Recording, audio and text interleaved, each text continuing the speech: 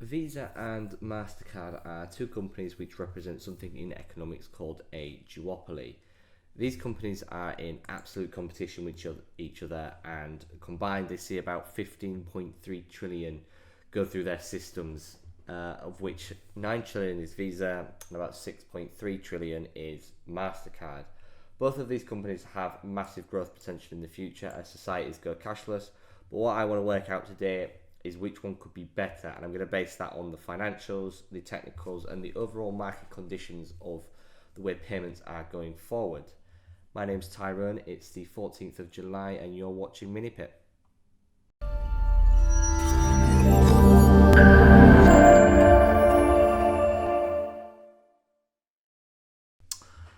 Getting straight into the video, the first thing that I wanted to look at was the IPO price of both of these companies when they went public and where they currently sit at. So Mastercard went public in 2006. It went public at $39 per share, and they're up 861% since their IPO 15 years ago, which means on average they have returned 15.6% a year to get to the current price, which is pretty good. It's a good return. It way beats inflation, and overall, that's really good. Visa, they went public in 2008, but they have done a lot better. So they went public at $15 per share, and as a result, they're up around 1,686% since their IPO in just 13 years. So they've averaged as a company around 22.2% per year, which over the space of 13 years makes a huge difference on that actual return versus its IPO price. Now, market cap for Visa is 530 billion. It moves daily, so obviously tomorrow it'll be a different price, the day after that it'll be a different price, but based on its current pricing, it's about 530 billion. Mastercard is 380 billion. Now, I think both of these companies will definitely get to $1 trillion valuation at some point in the future, which represents about an 87% increase for Visa and around 163% increase for Mastercard. It's obvious, I think, that Visa is going to get there first, and if you base it on the average of 22% a year, which they get or they've got over the last 13 years, it's going to take about 3 years to get to that 1 trillion valuation. Mastercard is a little bit slower, and because the average is around 15.6%, it's probably potentially going to take around 7 years to get that $1 trillion valuation, but the return could be a lot bigger, but you're going to be sat on your money for twice as long, yet the return seems twice as big. So in that case, from that point of view, just on those facts alone, Visa would be slightly better from that aspect, because you're going to be less tied on the anticipation that at some point it's going to be at $1 trillion in the next couple of years, whereas this one you're holding for a long time, and in 7 years there could be another market crash, there could be, whatever it be, that it's going to potentially delay this a bit longer. With Visa and the way the markets are going at the moment, I definitely think that the share price moving 80% in 2 or 3 years seems very possible, and it's the same as well, to be fair, with Mastercard. But if I was going to pick either or just on the basis of that, it would be Visa. Now, looking at the actual financials, both of these companies are pretty, good. They're on amazing profit margins. So if we look at Visa first, you've got last year they did a 21.8 billion turnover with a $10.8 billion profit after tax, which gives them around a 49% profit margin. Mastercard, on the other hand, they did 15.3 billion with a $6.4 billion profit after tax, which gives them around a 41% profit margin, which is obviously nowhere near as good as Visa's 49%. Now, looking at the most recent quarter, on the assumption that they can keep that up, and we are in earnings season, so both of these companies are due their earnings. I can't quite remember what day it is, I will have to check that, but Visa in the first quarter did 5.7 billion with a $3 billion profit after tax. If they can continue that, they're looking at around 22.9 billion this year. So you've got 22.9 billion with a profit after tax of somewhere in the region of 12.1 billion, which will be the highest that they've ever made. And also on top of that, the profit margin will have increased to around 52% if they can keep that up. Mastercard, on the other hand, they're on target to about 16.4 billion if they can keep the first quarter up, with a profit after tax of somewhere in the region of around 7.3 billion, which again is brilliant, but not quite as good as Visa. So they're looking at around a 44% profit margin. So despite them both looking to improve this year, Visa still is king in terms of its revenue and its profit against its revenue as well. Now, looking at the balance sheet, both of these companies again are very strong, but it's pretty obvious that Visa is the better company here. And that's because if we look at the assets and we look at the breakdown of the assets, you've got cash on hand, which is essentially the money that they've got in the bank or in liquid and other assets. You've got 19.4 billion cash on hand, whereas with Mastercard, you've only got 8.3 billion. Now, that is around 133% more. So Visa is a lot better in terms of the cash available. And if you've got more cash, you've got more room to play about, more flexibility in terms of what you can do as a company. Total assets are a lot bigger as well. You've got 80.2 billion in the most recent quarter, as opposed to Mastercard's 34.8 billion. So again, assets are around 129% more. So again, Visa wins that one. But the thing here that makes Visa just outperform Mastercard is, and it's something that is in all of my videos, it's that liabilities to assets ratio. So how much debt do they have on their assets? So Visa sits at around 42.4 or 42.5 billion. Mastercard sits at 28.3 billion. So as a result, Visa has a liabilities to assets ratio of just 52.9%, which is about market average, stock market average between 50-60%.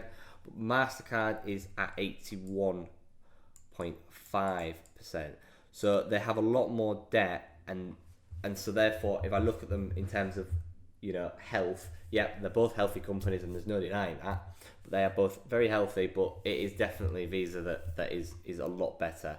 They've got less debt in terms, in relation to their assets. So overall, it's definitely got to be Visa when it comes to the financial data and turnover. Now, it's interesting as well because they do have competition coming up from the likes of Stripe, which they're not actually public yet, but I reckon they will go public. And then you've also got companies such as Square. But again, Square, Stripe, PayPal, they've got a lot of catching up in terms of payment processing to catch up realistically to Visa or Mastercard. PayPal is getting there, but Visa is still the undisputed king. And when we look at these numbers, they are really, really, really strong. And Mastercard has got a long way to go. However, given that Visa has around a 50% market share in online transactions, or payment processing transactions, it does make you query whether or not Visa actually has much more room to run, as competition is getting a little bit more fierce, especially with like Square and Mastercard coming in and developing more products. I have noticed recently also on my bank cards, I've just had some of them renewed, I've noticed the Mastercard label as opposed to the Visa label, which is quite interesting. So maybe there's a switch, maybe Mastercard are undercutting Visa, and hence why the profit margins aren't as good. Because if Mastercard can take that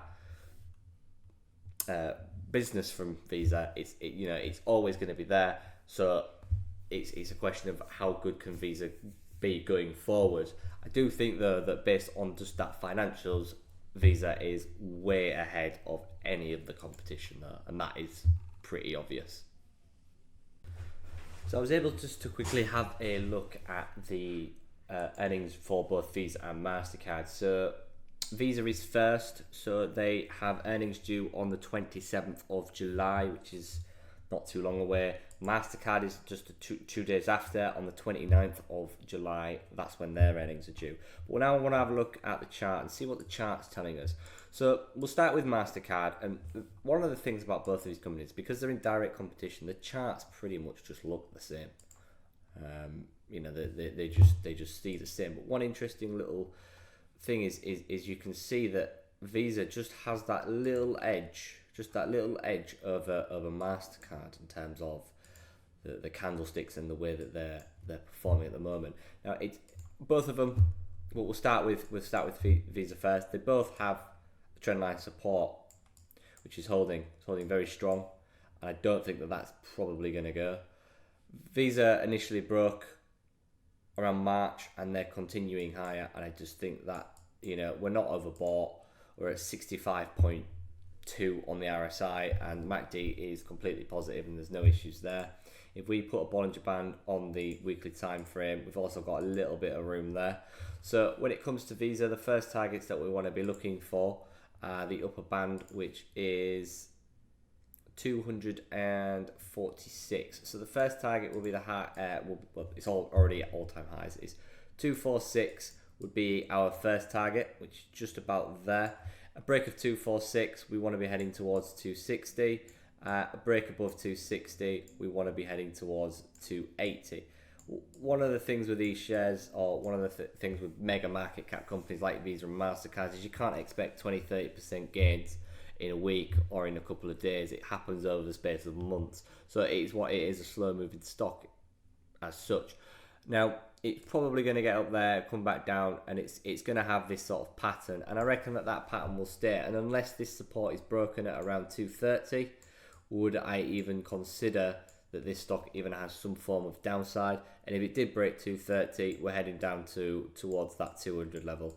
That I don't think is going to happen unless something, like another pandemic happens, or, you know, there's a market crash for whatever reason. But again, like I've said in a lot of my previous videos, I don't think there's a market crash. I just don't see it happening. The Federal Reserve, I just saw on my phone as well, the Federal Reserve, or Jerome Powell has just said that he's the way off from altering any form of policy, and that they expect inflation to moderate. And if that is the case, then for the next 2 or 3 years, we're going to see interest rates as they are. If not, they could even go down.